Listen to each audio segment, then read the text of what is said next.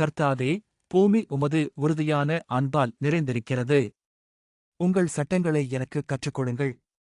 செவ்வாய்க்கிழமை, ஏப்ரல் 14, 2026. இன்றைய வேதவசன தியானத்திற்காக நாம் தெரிந்தெடுத்திருக்கும் வேதபாகமானது பிலிப்பியருக்கு பவுல் எழுதிய கடிதம், அதிகாரம் 3, வசனம் 7. ஆனால் எனக்கு என்ன ஆதாயம் இருந்தாலும் கிறிஸ்துவின் நிமித்தம் நஷ்டமாக எண்ணினேன். உங்கள் அனைவருக்கும் இனிய காலை வணக்கங்கள். எவகையெல்லாம் நம்முடைய இறைவனிடத்தில் ஒன்றுமில்லை. ஏனெனில் நம்முடைய ஆதாயம் கிறிஸ்து ஒருவரே. இந்த வசனத்தை தியானிக்கலாம். கர்த்தருக்குள் பிரியமானவர்களே, இன்றைய வேத தியானத்தின் தலைப்பு, நான் இழப்பாக எண்ணினேன். பவுல் பிலிப்பியர்களுக்கு எழுதும்போது இயேசு கிறிஸ்துவின் மீதான விசுவாசத்தைப் பற்றி பேசுகிறார். அவர் தனது சொந்த அந்தஸ்தைப் பற்றி பேசுகிறார். அவர் விருத்தசேதனம் செய்யப்படுவதைப் பற்றி பேசுகிறார். ஏனென்றால் அவர்கள் விருத்தசேதனம் செய்யப்படாதவர்களை விட விருத்தசேதனம் செய்யப்பட்டதால் அவர்கள் அந்தஸ்தில் சிறந்தவர்கள் மற்றும் எல்லா வகையிலும் சிறந்தவர்கள் என்று கூறினர்.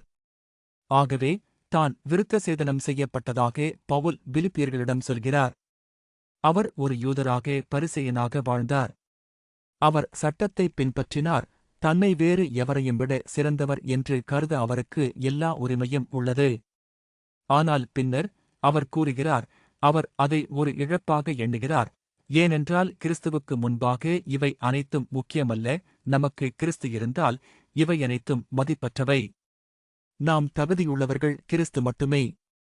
கிறிஸ்து மட்டுமே நம்மை மீட்க முடியும். கடவுளுடன் சமரசம் செய்ய கிறிஸ்து மட்டுமே நமக்கு உதவ முடியும். கிறிஸ்துவுடன் மட்டுமே நாம் தேவனுடைய ராஜ்யத்தில் வருவோம்.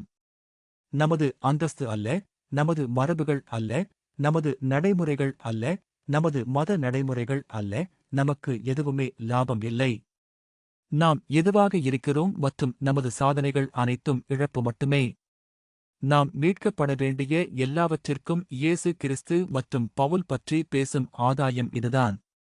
இப்போது என்னை பொறுத்தவரை நான் எல்லாவற்றையும் இழப்பாக எண்ணுகிறேன். ஆனால் என்னை பொறுத்தவரை என் ஆதாயம் கிறிஸ்து. கிறிஸ்துவைத் தவிர வேறெதுவும் நம்மை மீட்கவில்லை என்பதை நாம் புரிந்துகொள்வது எவ்வளவு அற்புதமானது! எனவே நாம் மதிப்பு கொடுக்கும் அனைத்து மதிப்புகளும் ஒன்றுமில்லை. அதை இழப்பை எண்ணி கிறிஸ்துவை எல்லாவற்றையும் எண்ணுவோம். ஜெபிப்போம். எங்கள் அன்பின் பரலோக தகப்பனே, இந்த உலகில் கிறிஸ்துவைத் தவிர மற்ற எல்லாவற்றையும் புரிந்துகொள்ள எங்களுக்கு உதவுங்கள். ஆனால் கிறிஸ்து மட்டுமே நமக்கு ஆதாயமுள்ளவர், நம்மை மீட்டுக் கொள்கிறார். இயேசு கிறிஸ்துவின் ஜீவனுள்ள நாமத்தில் ஜெபிக்கிறோம் நல்ல தகப்பனே, ஆமென்.